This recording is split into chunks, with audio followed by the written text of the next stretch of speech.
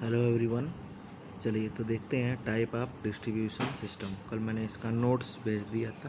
ठीक है, मतलब जो डिस्ट्रीब्यूशन होता है, वितरण होता है, वो कितने प्रकार से होता है, वितरण प्रणाली है। ठीक है, तो जनरली दो प्रकार के होते हैं, एसी सिस्टम और डीसी सिस्टम। ठीक है, तो फिलहाल अभी एसी की बात करेंगे। ठीक है, मैंने नोट्स भेज दिया था। तो एसी सिस्टम भी में भी दो प्रकार के जनरली होते हैं। ठीक है, three phase three wire system, ये फेज का सिंबल है। ठीक है, three phase three wire system, और दूसरा है three phase four wire system. ठीक है, देखिए एसी सिस्टम आजकल बहुत कॉमनली यूज किया जाता है। ठीक है, हर जगह जनरली एसी यूज किया जा रहा है। ठीक है, डिस्ट्रीब्यूशन जो भी होता है वो लगभग एसी में ही होता है। 90% जो डिस्ट्रीब्यूशन होता है वो एसी में होता है। ठीक है, तो जो आपका power generation, transmission, local distribution, ठीक है, ये सब जो आते हैं वो मुख्यतः three phase four wire system द्वारा किए जाते हैं। ठीक है, यानी कि इसमें आपका जनरेशन हो गया, ट्रांसमिशन हो गया, डिस्ट्रीब्यूशन हो गया, और लोकल डिस्ट्रीब्यूशन भी।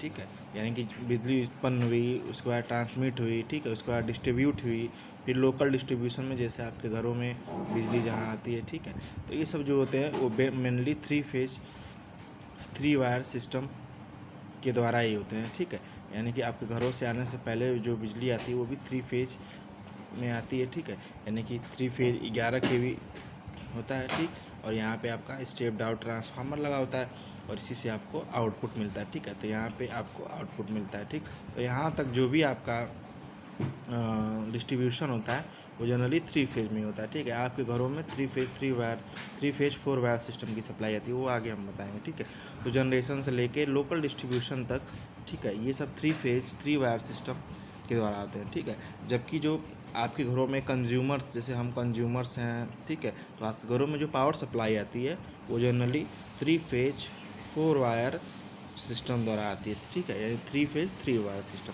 ठीक है, तो देखते हैं एक एक करके three phase three wire system क्या होता है।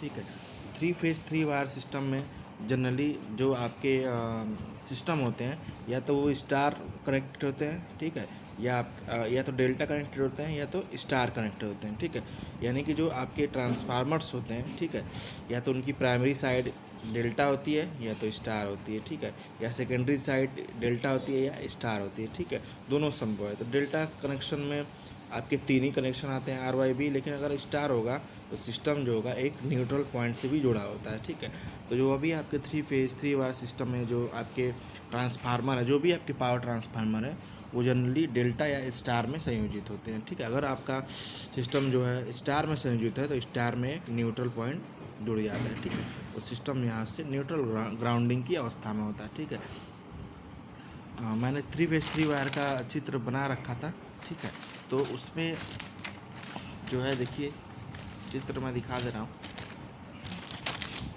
ठीक, तो यही आपका three phase three wire system का ये आपका फिगर है। ठीक है, तो ये जो आपका three phase three wire system होता है ये सभी के लिए नहीं होता है। ठीक है, केवल ऐसे उपभोक्ताओं को इसमें रखा जाता है जिनकी पावर डिमांड काफ़ी ज़्यादा है। जैसे मान लीजिए कोई फैक्ट्री हो गई, कोई बड़ा हॉस्पिटल हो गया, कोई मॉल है, इंडस्ट्रियल क्षेत्र है। ठीक है, जिनके पास काफ़ी हैवी लोड होते हैं। ठीक है, और यहाँ पे डिस्ट्रीब्यूशन सेंटर्स को भी बिजली प्रदान की जाती है। ठीक है, तो देखिए यहाँ पे हमने एक बना रखा है थ्री फेज थ्री वायर का। ठीक है, ये आपका सब स्टेशन ट्रांसफार्मर है 33 kV/11 kV, यानी कि इनपुट इसमें 33 आएगा, आउटपुट 11 kV निकालेगा। ठीक है, तो देखिए इसके ट्रांसफार्मर के इनपुट पे सेकेंडरी ट्रांसमिशन हो रहा है। ठीक है, सेकेंडरी ट्रांसमिशन मतलब प्राइमरी आपका जनरेशन हो गया। ठीक है, और ये सेकेंडरी ट्रांसमिशन है। ठीक, तो यहाँ पे इनपुट मिलता है या तो 22 kV मिलता है या 33 kV मिलता है। ठीक है, ये 66 kV 132 kV के बाद जो वोल्टेज स्टेप डाउन होता है, ठीक है, वो सीधे सीधे 33 kV में होता है। ठीक है, या 122 होता है, 132 होता है, या 66 होता है। ठीक है, ये तीन आपके सेकेंडरी ट्रांसमिशन में आते हैं। ठीक है, 33 kV यहाँ पे जब इनपुट दिया जाता है इसको, तो ये आपका जनरली जो सिस्टम होता है या तो स्टार में संयोजित होगा या डेल्टा में संयोजित होगा। ठीक है, अगर स्टार में होगा तो यहाँ पे एक न्यूट्रल ग्राउंडिंग जुड़ जाएगी। ठीक, तो देखिए इससे हमने तीन फेज ले लिया है। ठीक है, अब ये क्या करेगा, आउटपुट में 33 kV इसको इनपुट मिल रहा है, ये इस वोल्टेज को स्टेप डाउन कर देगा, यानी 11 kV इसका आउटपुट मिलेगा, ठीक है। तो इससे हमने हैवी इंडस्ट्रियल लोड को जोड़ रखा है, जैसे आपका फैक्ट्री हो गया, कुछ बड़ी फैक्ट्री हो गई, ठीक है, फैक्ट्री 1 फैक्ट्री 2। और दूसरा यहाँ पे तीसरा है डिस्ट्रीब्यूशन सेंटर, यानी कि ये वितरण जो केंद्र होते हैं, ठीक है, विद्युत वितरण केंद्र, ठीक, जो छोटे छोटे सब स्टेशन होते हैं, इसके बाद, ठीक है, इस 33 स्टेशन के बाद भी 11 kV के सब स्टेशन आते हैं, ठीक है। तो ये आपके डिस्ट्रीब्यूशन सेंटर में होते हैं, ठीक। तो इनको ही जोड़ा जाता है, ठीक। डायरेक्ट आप इससे कंज्यूमर को सप्लाई नहीं दी जा सकती, ठीक। तो इसमें केवल हैवी लोड्स वाले उपभोक्ताओं को, जिनकी आवश्यकता भारी है, जिनको पावर सप्लाई की आवश्यकता बहुत ज़्यादा होती है, ठीक है, तो ऐसे ही कंज्यूमर को इससे जोड़ा जाता है, ठीक। तो ये आपका 3 फेज 3 वायर सिस्टम हो गया, ठीक है। 3 फेज है और 3 वायर है, ठीक, इसीलिए इसका नाम 3 फेज 3 वायर पड़ गया, ठीक। दूसरा आपका है 3 फेज 4 वायर सिस्टम, ठीक है। 3 फेज 4 वायर सिस्टम, ठीक। जो आपका 3 फेज 4 वायर सिस्टम होता है, ये जनरली वितरण प्रणाली के लिए यूज़ किया जाता है, यानी कि ये जनरली कंज्यूमर के लिए होता है, छोटे छोटे कंज्यूमर के, जैसे हम हैं, आप हैं, ठीक है, या और भी लोग हैं, ठीक। और बहुत छोटी छोटी फैक्ट्रियाँ हैं, ठीक है, उन्हीं के लिए ये 3 फेज 4 वायर होता है। इसमें जो चौथा वायर होता है वो आपका न्यूट्रल होता है, ठीक, यानी कि ये आर हो गया, ये वाई हो गया, और ये भी चौथा वायर जो आपका न्यूट्रल होता है, ठीक है। इसीलिए इसका नाम पड़ा 3 फेज 1 2 3 3 फेज 4 वायर 1 2 3 4, यानी कि 3 फेज 4 वायर की प्रणाली, ठीक है। इसमें जो चौथा वायर होता है वो हमेशा न्यूट्रल होता है, ठीक। तो जो आपके 3 फेज 4 वायर सिस्टम में दो तरह के उपभोक्ताओं को जोड़ा जाता है, ठीक है। पहले उपभोक्ता जो होते हैं वो लाइट लोड वाले होते हैं, ठीक है, लाइट लोड, ठीक, यानी कि सिंगल फेज उपभोक्ता, ठीक है, यानी कि जो आपके सिंगल फेज उपभोक्ता हैं, जैसे कि आपका हम लोग के घरों में जो भी सप्लाई आती है वो सिंगल फेज की आती है, ठीक है।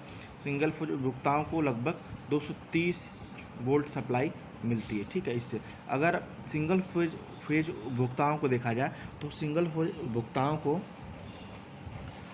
एक फेज और एक न्यूट्रल बिंदु से जोड़ा जाता है, यानी कि अगर आपके घरों में कोई सप्लाई आ रही है 230 वोल्ट की, वो निश्चित है कि आपको किसी एक फेज और न्यूट्रल बिंदु से जोड़ा गया है, ठीक है। तो आप उस समय सिंगल फेज उपभोक्ता की श्रेणी में आएंगे और आपको 230 वोल्ट की ही सप्लाई मिलेगी, ठीक है। और इसमें दूसरी श्रेणी आती है, जैसे छोटी छोटी फैक्ट्रियाँ होती हैं, ठीक है, जैसे स्मॉल फैक्ट्री है, जैसे आटा चक्की वाली मशीन हो गई, ठीक है, तो वो भी क्या है, उसमें 3 फेज का मोटर यूज़ किया जाता है, ठीक है। तो उनको जो सप्लाई दी जाती है वो 3 फेज की दी जाती है, ठीक है। तो वो दूसरे उपभोक्ता हो गए, तो उनको बोलेंगे आपके 3 फेज लोड, ठीक है।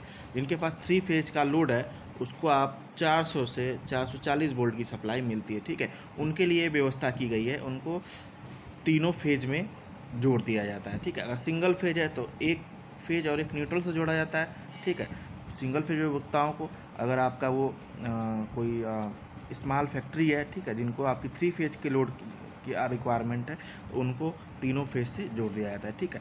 तो ऐसी प्रणाली 3 फेज 4 वायर सिस्टम की प्रणाली कहलाती है, ठीक है।